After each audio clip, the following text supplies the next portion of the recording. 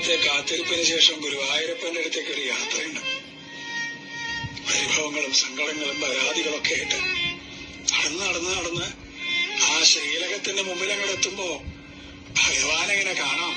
ശംഖും ചക്രവും ഗതയും പങ്കജവുമായിട്ട് ചക്രവർത്തി ഭാവത്തിലുള്ള ഭഗവാന്റെ രൂപം അതങ്ങോട്ട് കാണുമ്പോ കണ്ണ് നിറഞ്ഞൊഴുകും, തൊണ്ടയിടറും, എല്ലാം മറന്നുപോകും. പരിഭവങ്ങളും സങ്കടങ്ങളൊക്കെ. ഗുരുവായൂരപ്പാന്നൊരു വിളിയുണ്ട്. ആ സമയത്ത് ശ്രീലകത്തുനിന്നൊരു നോട്ടമുണ്ട്. കാരുണ്യത്തിന്റെ കടലായ കണ്ണന്റെ നോട്ടം.